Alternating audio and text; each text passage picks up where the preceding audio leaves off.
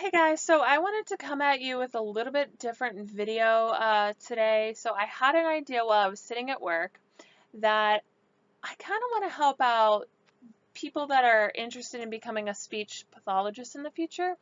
So if you don't know, I am currently a clinical fellow in the speech language pathology field. So if you are completely new, let me break it down. I'll kind of rewind and let's start at the beginning.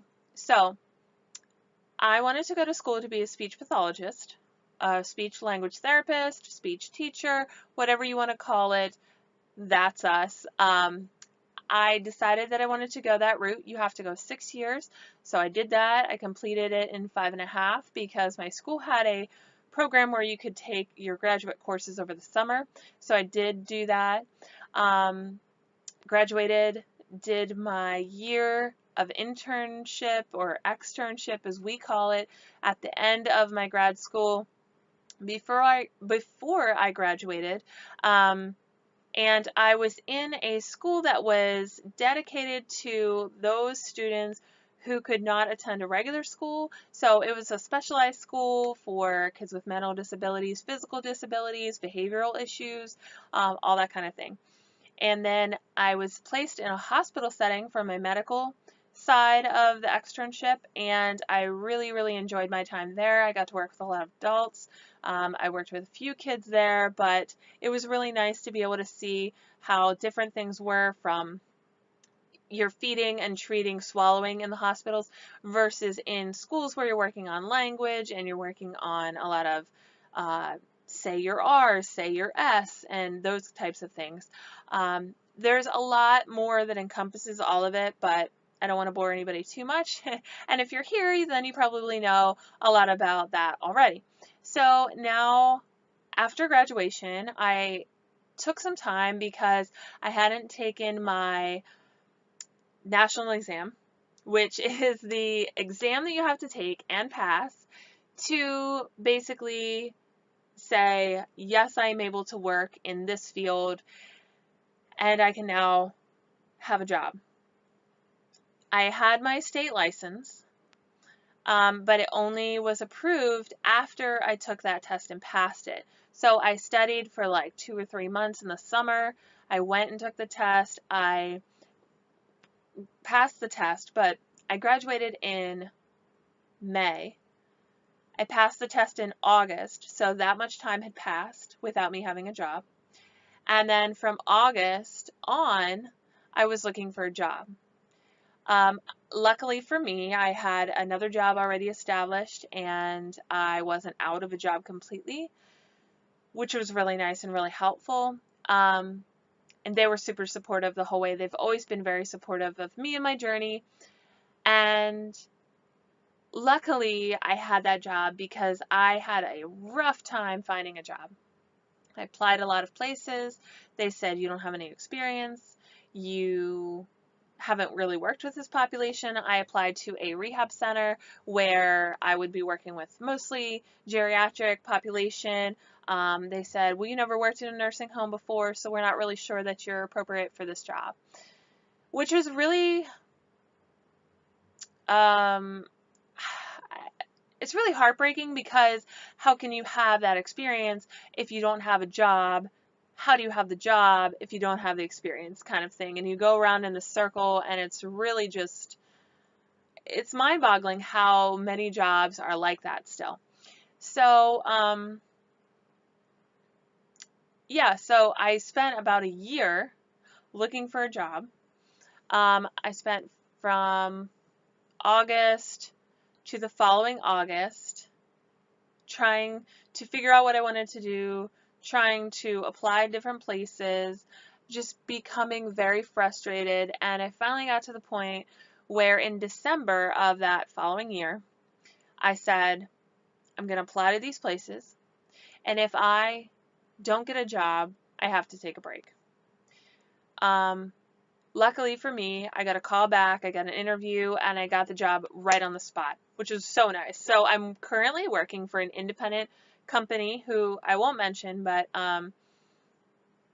it's very, very nice to be an independent contractor, so far in my career. I really enjoy it.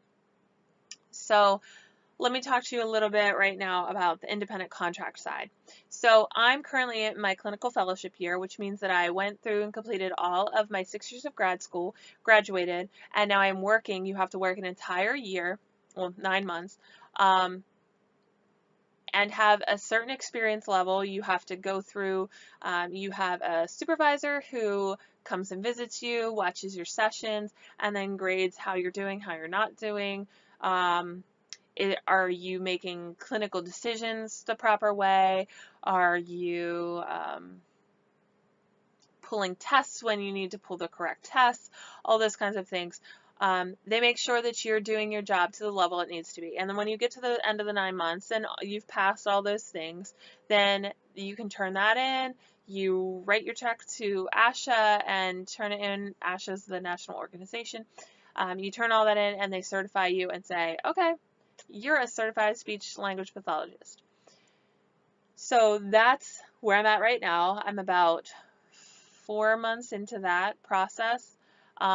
So I started with my company back in March.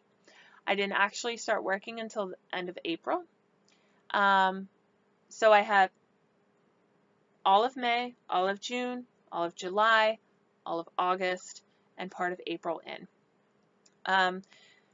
So that being said, this job that I started at was covering maternity leave in a middle school, which was awesome because I had no idea what the heck I was doing. So I walked in and everything's already prepared for me because the teacher before, the speech therapist before, had everybody's files laid out. They had what they were doing, and this is what she was going to do with them for the rest of the year. But she was going on maternity leave, so all you have to do is step in and take over, basically. I had to go to meetings for students, and that was pretty much already written up. I just had to step in and be the person to present the information to the parents. And so it was really nice. It was really helpful. The school district was a wonderful school district. It was only 15 minutes from my house, which was really nice. And it was an ideal situation to walk into. I had 2 other speech therapists in the building who were very hands-on, very helpful, very, like right there, if I ever needed them, I could just, snap my fingers and they'd be there, or email and they'd email back 2 minutes later. It was really, really nice. So then over the summer, I worked the ESY, which is extended school year. So students with disabilities, a lot of times they need the extended school year. So they go to school during the summer for 5 to 6 weeks, and they get the extra tutoring, extra help that they need to maintain their ability levels throughout the summer. And then they come back, when everybody else does. So I worked that over the summer, and that was more challenging for me because I was really starting from scratch. I had to make my own schedule. I had to figure out who these students were. I had to look at their files, figure out what I wanted to do with them, come up with materials. I had to really work in a different population. So I had a life skills classroom, autistic classroom, I had multiple disabilities classroom. So it was it kind of ran the gamut of everything that I could have. So then once that summer program was done, it was kind of up in the air where it was going to be. I landed on a school district that I'm currently in. I am in 2 different buildings at 2 middle schools. I work with 6th through 8th graders. I have about 65 kids on my caseload. Some of those kids are seen multiple times a week. The most I have is 2 times a week. But they are a handful.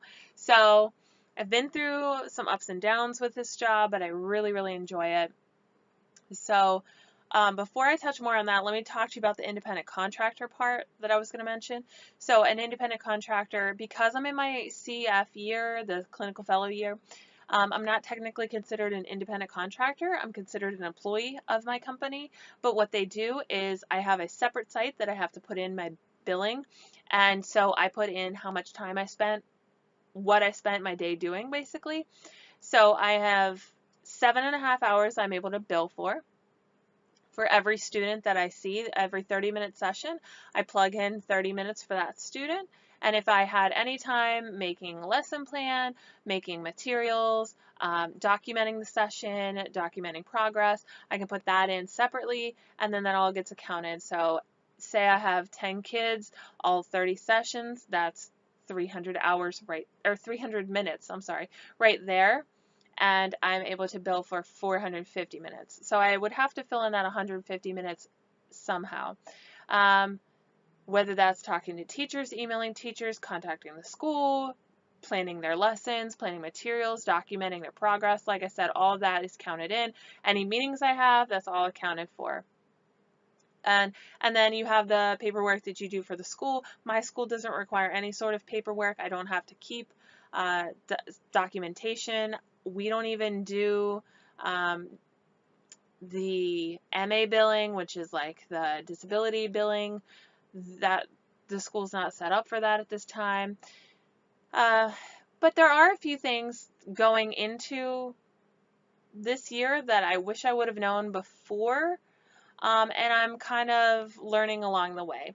So I don't really want to get into that all in this video. I'll make a separate video on that if you want to see more. Even if you don't request it, I'll probably still make it. I'm going to try to like document things I wish I knew and how can I really help you learn. And yeah, so after my clinical fellow year is done with, if I decide to re-sign with my company, then I would be considered an independent contractor, which means that they don't take my taxes out automatically. I don't get any sick days. I don't get insurance. I don't have retirement. Those things I have to deal with on my own, which kind of sucks, right? But the nice thing is I have a flexible schedule, so I can really be there with whatever time period I need to be there in the day to get my job done. I can do that. I can plan at home. I can do planning on days off. I can write reports on my days off, and you just have to put in the billing a certain way, and that's all fine. If I work 8 to 2 and I want to come home at 2, I've seen all my students for the day, I can walk out. I'm not required to be in the building like a teacher would be required to be in the building, which is so nice and so helpful because there's so many days that I'm like, I do not feel like being here anymore. I'm leaving. I'll do the homework at home and I'm done. So that's a really nice part of it. I also had, we don't get sick days. We don't get paid to have 6 days. But if I don't feel good and I need to stay home, I can stay home. I just have to make up the students that I missed at a later time. And I also, I can work from home though. Like I can do work, not with the students obviously, but I can do work from home. And so that makes it really nice too. Over Christmas break, over Thanksgiving break, if you want to do work that you would be doing, that's great. You can. You don't have to do teacher and service days. You don't have to do trainings. You just go the days like the students do, and whatever days students have off, you have off, which is so nice. So there's a lot of flexibility with it, which is what I like right now. And I'm still pretty young. I don't, yes, insurance, retirement, all that is important. But for me in my life situation right now, I don't necessarily need that, so I'm good. But anyways, kind of a long tangent, just to say, there are some things that I'm thinking about that I wish I'd known, and I can kind of help you, I think.